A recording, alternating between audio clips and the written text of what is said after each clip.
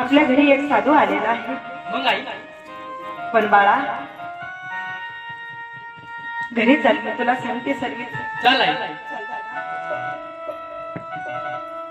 Hello बाळा काय सांगू चिल्या मी तुला रे तुला। काय आई? अरे साधू आपल्या घरी आलेला आहे आणि त्या साधूला मी भिक्षा देत असताना साधूने सांगितलं, बाई मला तुझी भिक्षा नको, मग आई मला तुझी वचनं पाहिजे। त्या साधूला मी वचनं दिले काय आई? आणि त्या साधूने काय सांगितलं बाळा, काय?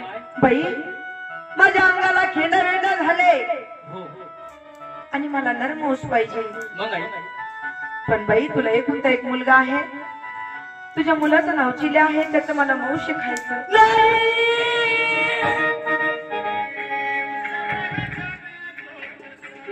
बाळा अगं आई काय बोलते आई तू? अगं तर हाताचा पाळणा केला आई, नेत्राचे दिवे केले ह्या चिल्यासाठी, बरोबर आहे। त्याला तू मारणार आई? अरे कोणत्या आईला मारावं असं वाटतं बाळा? नको आई। अरे पण मी सत्व जाऊ देणार नाही रे चिल्या। अरे मी सत्य बोलणारी सत्य चालणारी जागून आहे बाळा। अरे त्या साधूला मी वचनं दिली। अगं आई किती देवाला नवस केले आहे तू, त्यानंतर तुला हा चिल्या झाला आई आणि त्याला तू मारते आई? नको आई। अगं तुझे हात जोडतो पाया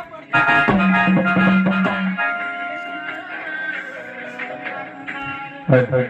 बाळा चिल्या काय बोलते आई तू? अगं नको ग आई, नको मारू ग आई तू माझं नाही, नको मारू ग आई तू माझं नाही, नको मारू ग आई तू माझं नाही, नको मारू ग आई तू माझं नाही। जय तुझा जय केली, जय तुझा जय केली, जय तुझा जय केली, जय तुझा जय केली।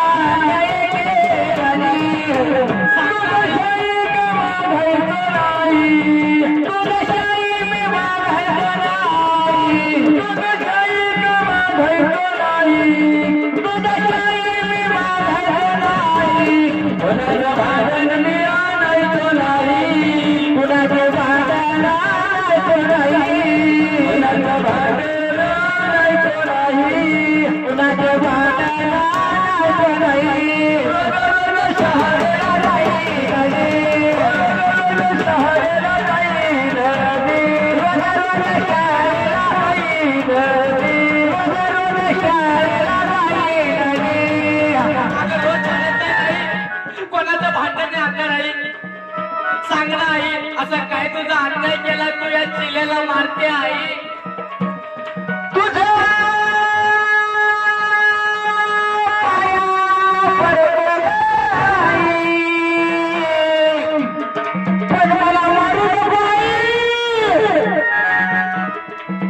अगं तुझ्या पाया पडतो, हात जोडतो आई, मला नको ग मारू आई।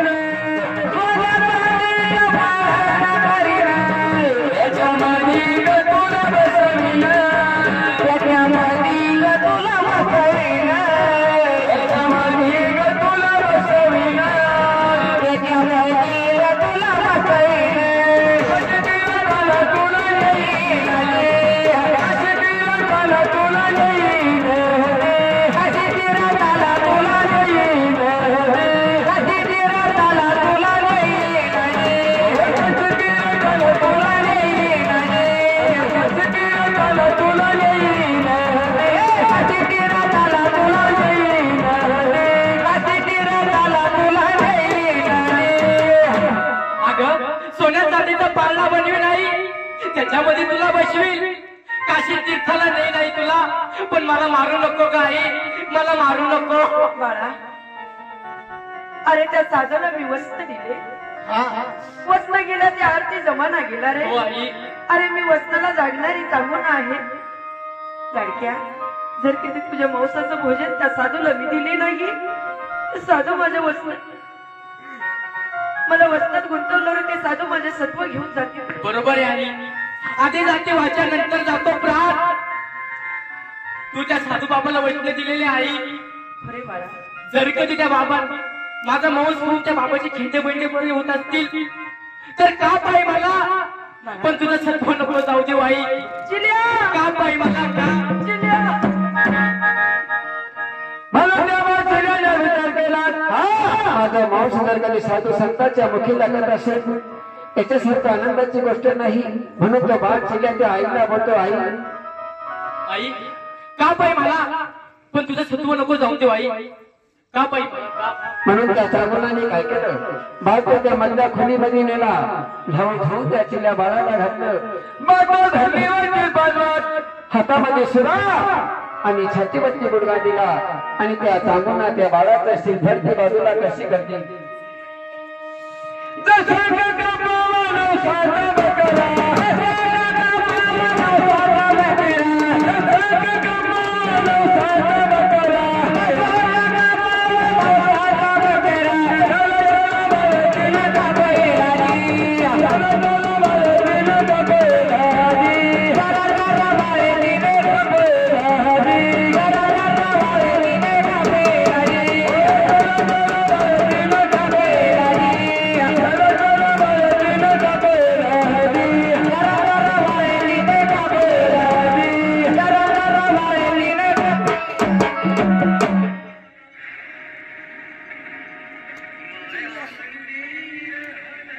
कुठे शोधू रे माझ्या बाळा.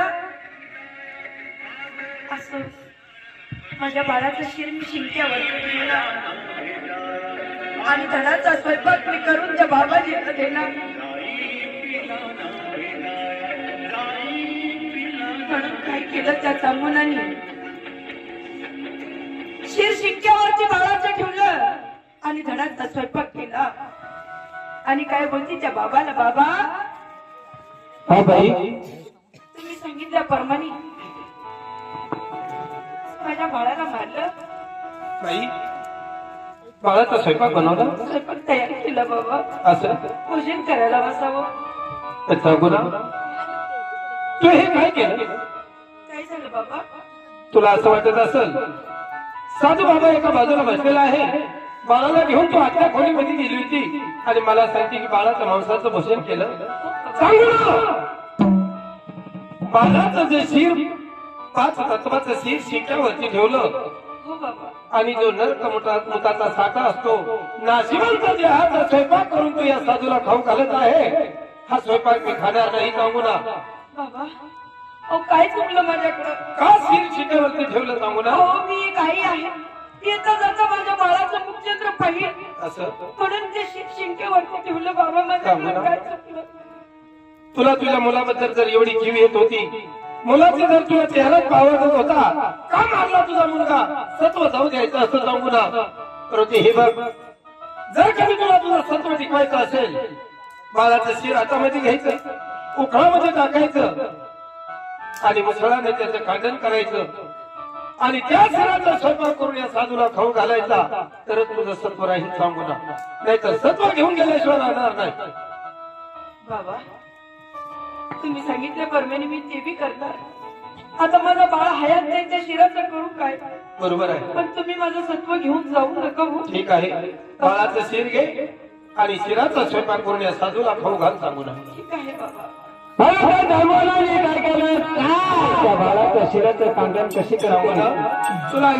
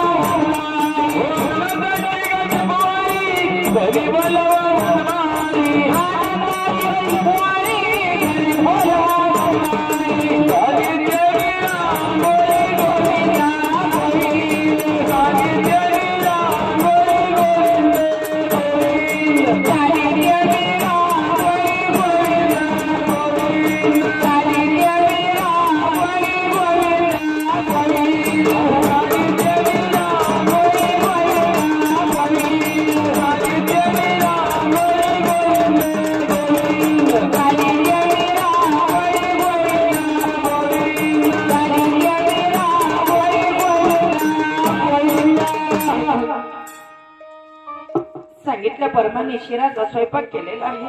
बाबा बाई भोजन करायला बसा. बाई सांगितल्याप्रमाणे